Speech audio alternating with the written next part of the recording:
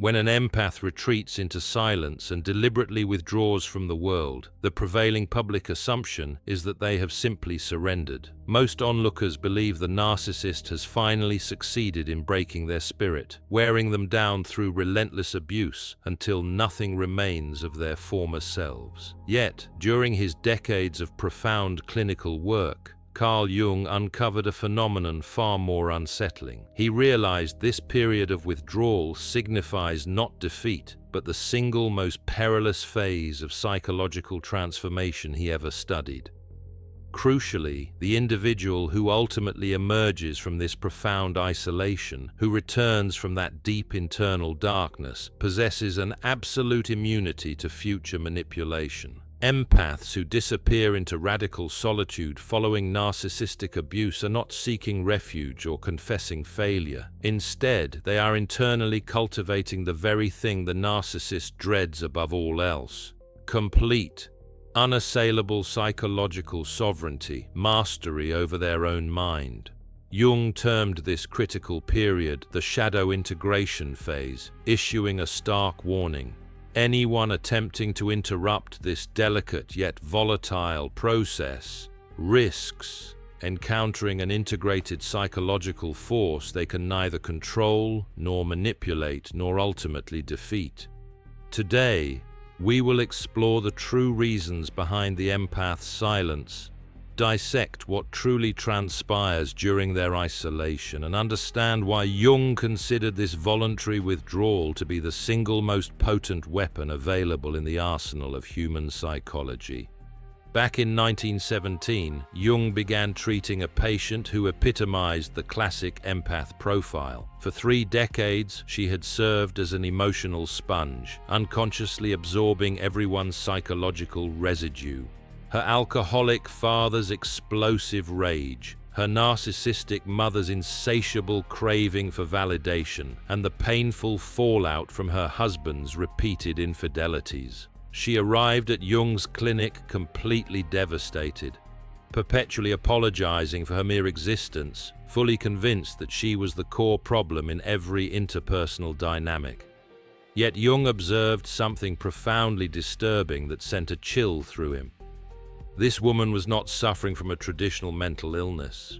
She was, in his estimation, psychologically saturated. Her consciousness had absorbed such a colossal amount of toxic projection from those around her that she had lost the vital ability to differentiate her own authentic emotions from the emotional debris she had been accumulating throughout her life. Her imperative to go silent was not born of weakness, but because her entire psyche had simply reached maximum capacity. Jung quickly grasped that he was not treating a broken individual. He was witnessing an ancient psychological survival mechanism that society had relentlessly trained her to suppress. This silence, he realized, was not surrender at all.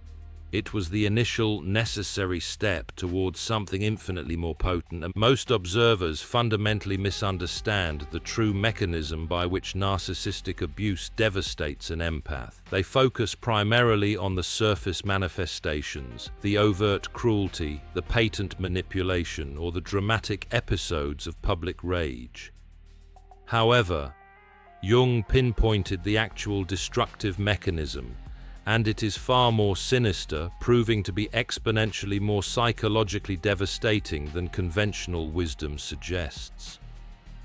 Narcissists function primarily through the process Jung designated as shadow projection. They possess an intolerable inability to acknowledge their own innate darkness, their rampant selfishness, or their genuine capacity for deep cruelty and calculated manipulation. Consequently, they expel this entire mass of unbearable, unconscious content onto another person, forcefully depositing it directly into the recipient's psyche. Empaths, defined by their heightened, differentiated perception and a natural inability to disregard psychological reality, become the perfect, defenseless targets for this toxic psychological dumping process. The empath does not merely experience the abuse, they are fundamentally transformed into the psychological refuse bin for every uncomfortable truth the narcissist actively denies within themselves. Every accusation hurled, every scathing criticism levied, every outburst of rage witnessed is in reality the narcissist's own shadow content being violently deposited into the empath's delicate psyche. Jung meticulously documented how this mechanism induces a condition he labeled psychological poisoning.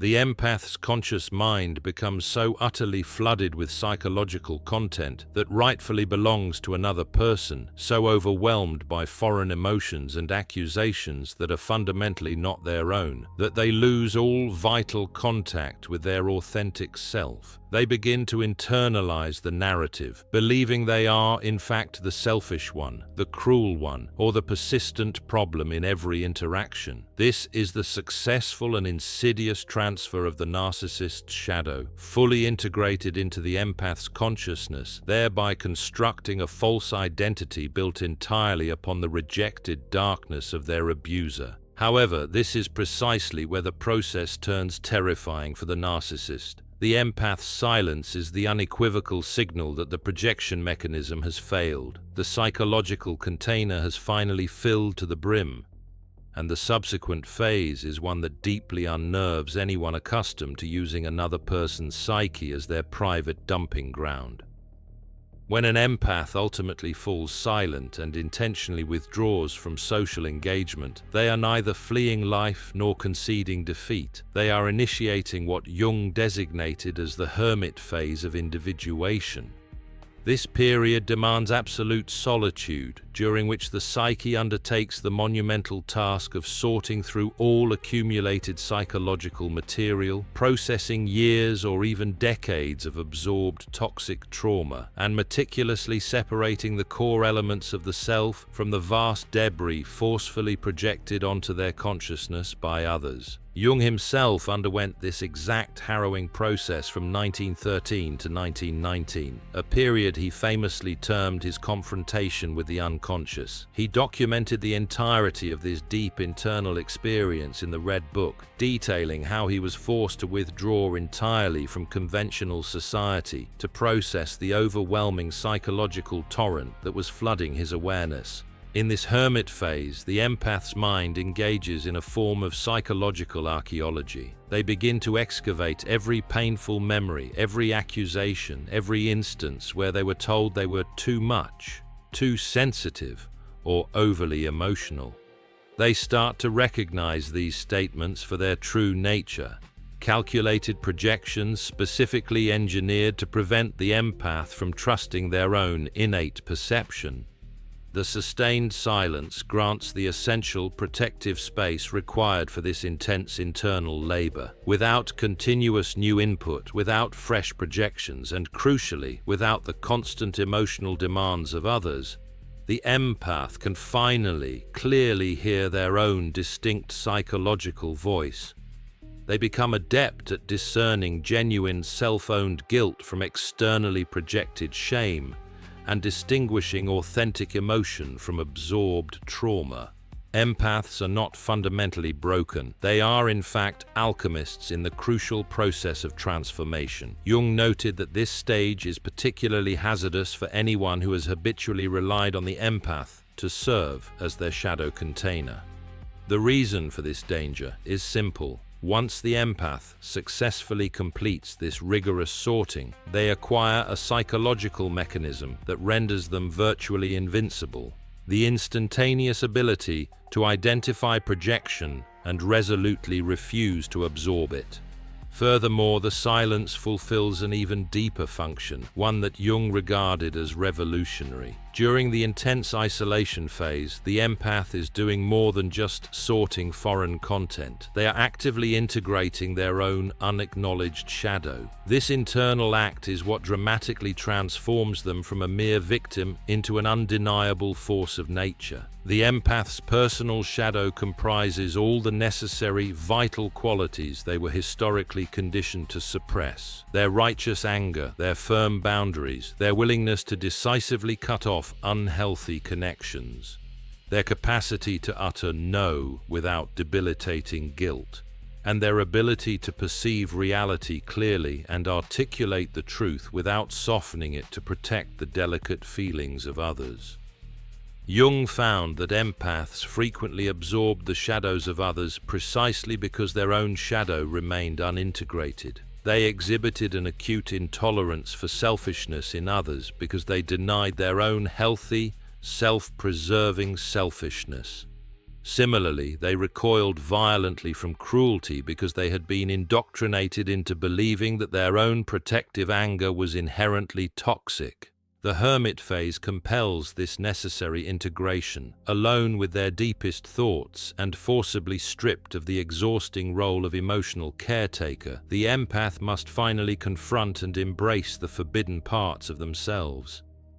The moment they accept that they intrinsically contain both light and shadow, that they are capable of profound compassion and fierce boundary enforcement, a fundamental, irreversible psychological shift occurs. They cease requiring external validation from the very people who have been projecting their darkness. They abandon the exhausting mission to fix or save others. They stop explaining or defensively justifying their perceptions, because they have finally internalized the core truth Jung spent his entire career championing.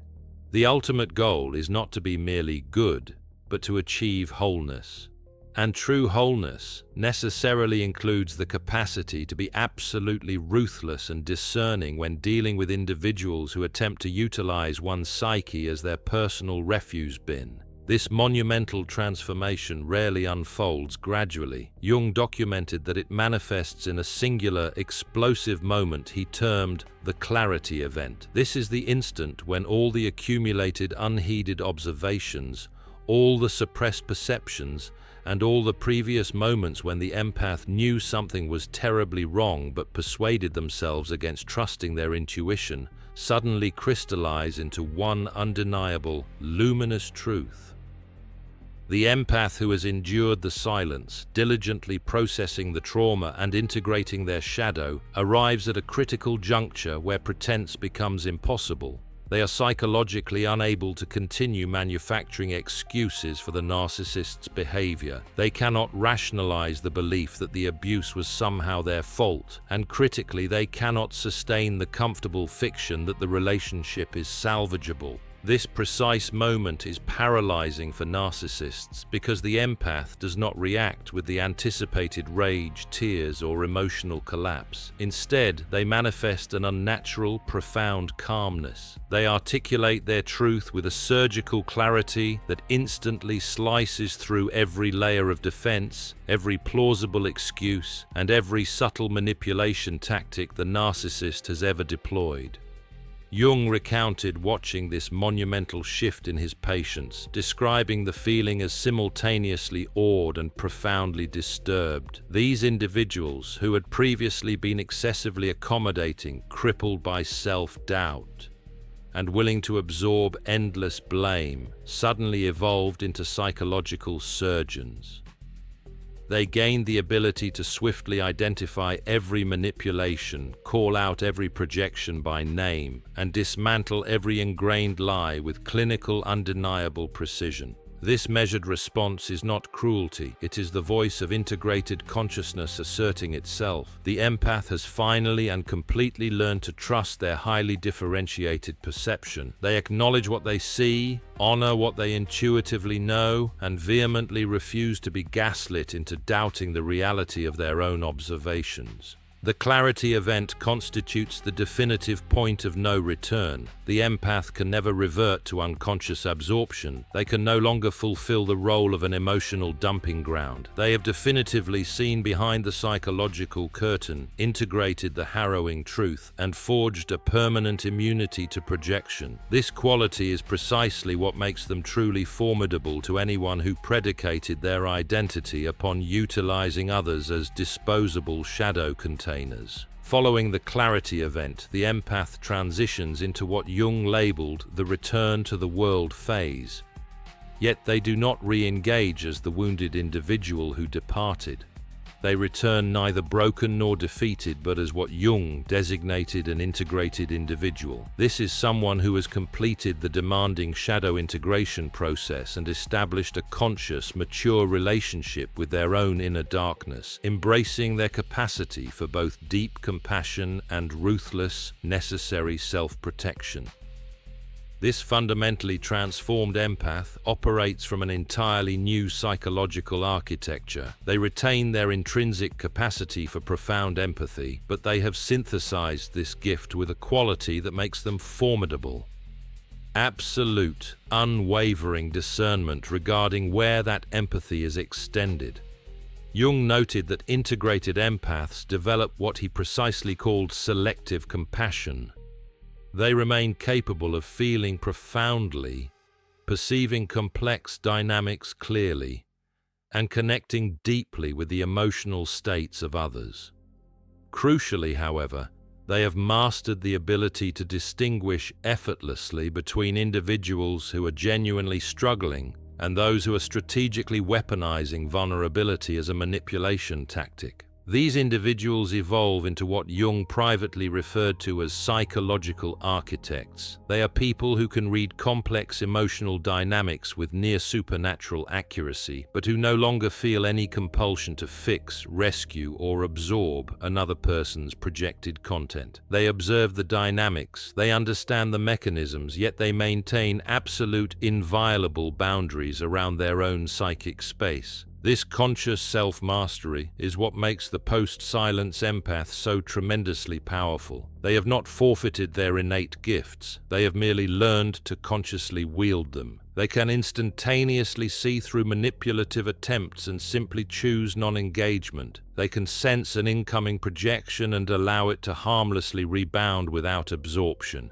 They recognize entrenched narcissistic patterns instantly and remove themselves from the dynamic without demanding drama or offering unnecessary explanations. The very narcissist who precipitated this necessary silence will frequently attempt to lure the empath back into the established toxic dynamic. But the integrated empath can no longer be emotionally hooked. They have achieved too clear an insight into the underlying pattern. They have integrated the painful truth too fundamentally. They have developed an impenetrable immunity to the very psychological tactics that previously left them devastated. Jung's clinical records indicate that this immunity is permanent. Once an empath has successfully completed shadow integration and established a conscious, mature relationship with their inherent darkness, they cannot be gaslit or coerced back into unconscious absorption. They will still encounter narcissists in the world, certainly, but those narcissists have permanently lost the ability to utilize them as shadow containers. The silence that was superficially mistaken for defeat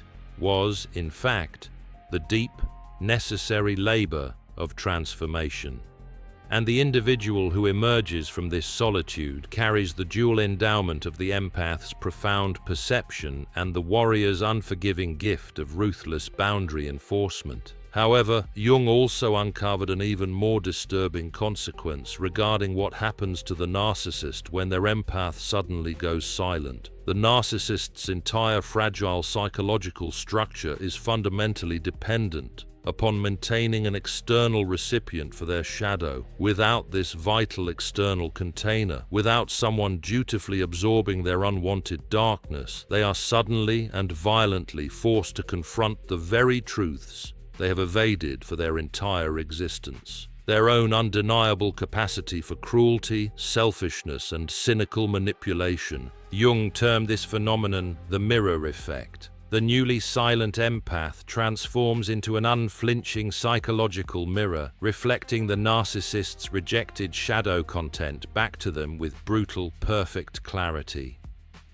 Every single accusation they previously hurled, every projection they desperately made, every moment of misplaced blame they assigned now suddenly reveals itself, undeniably, as a confession about their own inner state.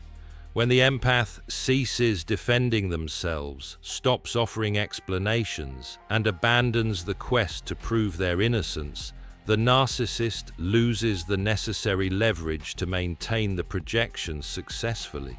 The deliberate silence creates a psychic vacuum that is inevitably filled by the narcissist's own reflected darkness. This internal confrontation is absolutely unbearable for someone whose entire carefully curated identity rests upon the total denial of their shadow self. Jung noted that narcissists frequently escalate their behavior dramatically in response to the empath's silence. They fly into rages, issue threats, make outlandish accusations, and try desperately to provoke any sort of reaction, because any response, even furious anger, would signal that the empath is still engaged in the dynamic, still available to play the role of the shadow container.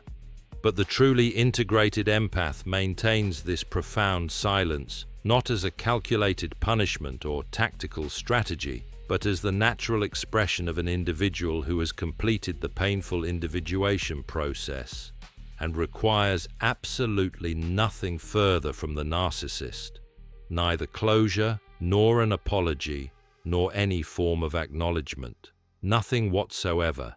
This absolute clean withdrawal forces the narcissist into a binary choice. Either they must commence their own terrifying process of shadow integration, or they must locate a new target for projection. Jung's clinical records reveal that the vast majority choose the latter path. They simply cannot tolerate the immense psychological labor required to integrate their innate darkness, and so they immediately seek out another unsuspecting empath, another unconscious person willing to serve as their new shadow container. Occasionally, though, the mirror effect penetrates deep enough to trigger the narcissist's own necessary confrontation with the unconscious. Jung recorded a handful of isolated cases where the sudden, decisive loss of their primary projection target compelled a severe psychological crisis, which in turn instigated genuine transformation. But he emphasized that this outcome was exceedingly rare. The unfortunate truth is that most individuals will exert monumental effort to avoid the integration of their shadow. The empath's silence, coupled with their deliberate withdrawal and absolute refusal to engage, acts as a devastating form of psychological warfare. This is not driven by a desire to inflict pain upon the narcissist, but purely because the empath's new, integrated presence renders the act of projection functionally impossible. And for an individual who constructed their entire identity based on the utilization of projection, this reality is nothing short of annihilation. Jung's extensive research proved that the empath's arduous journey from a state of unconscious absorption to one of conscious sovereignty adheres to a precise, identifiable pattern. Understanding this framework is crucial, as it allows anyone undergoing this shift to accurately pinpoint their position in the process and anticipate the next stages. Stage 1 is unconscious absorption. This is the prolonged period, often lasting years or decades, where most empaths reside. They feel everything intensely, absorb the emotions of everyone around them, and mistakenly believe this overwhelming experience is simply their innate nature. They have not yet achieved the critical realization that a significant portion of what they are experiencing is not their own authentic psychological content whatsoever. Stage 2 is awakening through betrayal. This stage is initiated by an incident, a betrayal or violation so painful and so undeniably wrong that the empath finds themselves completely unable to continue making excuses or absorbing the blame. This catalytic event triggers the initial, necessary withdrawal and signals the commencement of the rigorous sorting process. Stage 3 is the hermit phase. This is the sustained period of silence where all the deep psychological labor is executed. During this crucial time, the empath meticulously separates their innate content from all external projected content, integrates their dormant shadow, and cultivates a conscious, responsible relationship with their own inner darkness. Stage 4 is the clarity event. This is the singular, revelatory moment where all observations crystallize into undeniable truth, making it impossible for the empath to continue pretending, accommodating, or explaining away the reality they so clearly perceive. Stage 5 is the return. The integrated empath re-engages with the external world, but they do so from an entirely transformed psychological posture. They retain all their innate gifts, but have now seamlessly incorporated unshakable boundaries, profound discernment, and a permanent immunity to external projection. Jung strongly emphasized that one cannot skip any of these stages. The hermit phase cannot be rushed, and the clarity event cannot be forced. The human psyche operates according to its own organic timeline for integration, and any attempt to prematurely push the process only results in a superficial, false transformation that inevitably collapses when placed under real-world pressure. The essential understanding here is that the silence, the withdrawal, and the isolation must not be mistaken for failure. It is, in fact, necessary psychological incubation, actively fighting this innate need by trying to stay socially engaged or desperately maintain relationships during this crucial phase will only delay the fundamental integration the psyche is organically striving for. Trust the rigorous process that Jung so clearly mapped. Trust that the silence serves a sacred purpose. Trust that something profoundly powerful is germinating in that deep internal darkness. And trust that the individual who finally emerges will embody both the essential empath you have always been and the formidable warrior you were previously afraid to become. However, Jung issued a specific, vital warning regarding the integration process that every empath must heed. The actual danger is not that one becomes cruel during shadow integration. Rather, the risk lies in becoming so ruthlessly effective at boundary enforcement that necessary self-protection is pathologically mistaken for mandatory, permanent isolation. Jung observed cases where empaths successfully completed shadow integration but subsequently withdrew from all meaningful relationships, convinced that every new person was a potential narcissist. This phenomenon is what Jung termed the overcorrection trap, where the psychological pendulum swings violently from unconscious absorption all the way to rigid, defensive isolation, thereby missing the balanced middle ground of conscious, selective participation. The truly integrated empath retains their profound capacity for connection, but they exercise this ability with absolute clarity regarding precisely when to engage fully and when to decisively withdraw.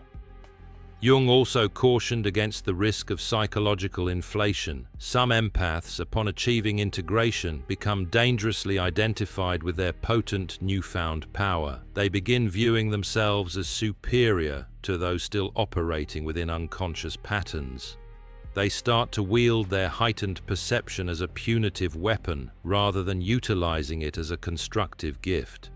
True integration, Jung taught, must always incorporate profound humility. While it is true that one develops immunity to projection, sees clearly, and enforces boundaries ruthlessly, these accomplishments do not confer superiority over others.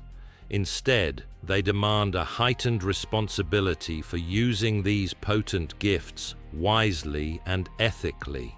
The integrated empath serves the evolution of consciousness, not through judgment of those still trapped in unconsciousness, but by actively embodying a model of what is possible. They demonstrate that one can be deeply sensitive without being psychologically destroyed, that one can perceive everything in the environment without absorbing everything, and that one can love deeply while meticulously maintaining absolute sovereignty over one's personal psychic space. This, then, is the ultimate gift the silent empath carries back from their period of isolation. Not arrogance, not lingering bitterness, and certainly not permanent withdrawal, but the living, breathing proof that profound integration is attainable, that one can not only survive narcissistic abuse but emerge fundamentally stronger, and that the silence was not a form of psychological death, but rather radical rebirth and transformation.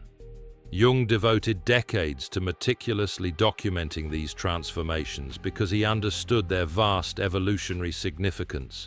Every empath who successfully completes the shadow integration process and re-enters the world as an integrated individual subtly eases the path for the next person embarking on this journey. They establish new psychological templates for what is achievable, proving decisively that one does not have to choose between inherent sensitivity and necessary strength. The empaths who willingly retreat into silence and seek solitude after suffering narcissistic abuse are emphatically not running away from life.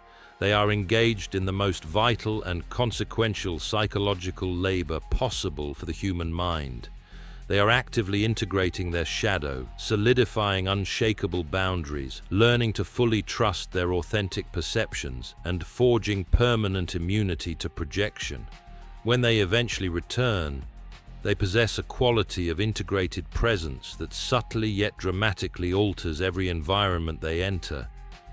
Other empaths instantly recognize this presence and find profound hope. Narcissists instinctively sense their sovereignty and immediately retreat. Healthy individuals appreciate their integrated clarity and are naturally drawn to learn from their wisdom. Jung's exhaustive research proved beyond doubt that the empath's deliberate silence represents the most powerful and effective form of psychological resistance available to humanity, because it forces everyone involved in the dynamic to confront the unvarnished truth.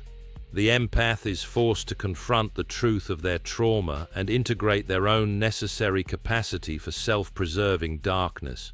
Simultaneously, the narcissist must confront the painful truth reflected back to them in the mirror of that silence. This is precisely why Jung labeled this phase dangerous, not because empaths evolve into harmful people, but because expanded consciousness itself poses a direct existential threat to systems meticulously built upon denial, projection, and chaotic unconscious shadow dynamics. If you are currently an empath who has chosen silence, who has wisely withdrawn from the world to process overwhelming psychological content, understand this fundamental truth. You are not broken, you are not weak, you are not failing. You are deeply engaged in the hermit phase of individuation, and the profound psychological entity you are gestating within that darkness will radically transform not only your own life, but the life of everyone you encounter thereafter. Trust the silence implicitly, honor the sanctity of the withdrawal, commit to the crucial shadow work, and know that Jung's records clearly documented what inevitably emerges from this process. Not a victim, not a broken shell of a person, but an integrated individual who wields both profound, penetrating empathy and absolute, unyielding psychological sovereignty. The world desperately needs more empaths who have successfully completed this difficult, transformative journey. Individuals who can feel the entirety of existence, but absorb nothing they do not consciously choose to carry. People who perceive reality with crystalline clarity and speak the necessary truth without self-apology.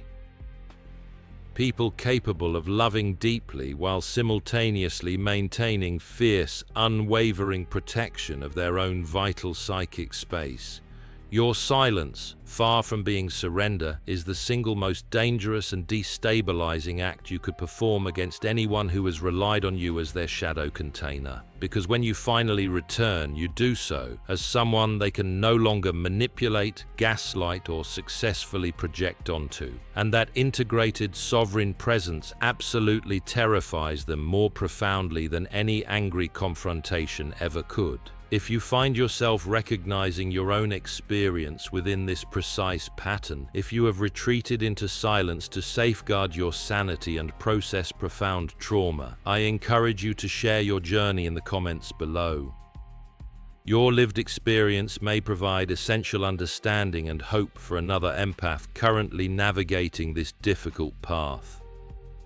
Be sure to subscribe if you desire more insights into Jung's revolutionary psychology of transformation.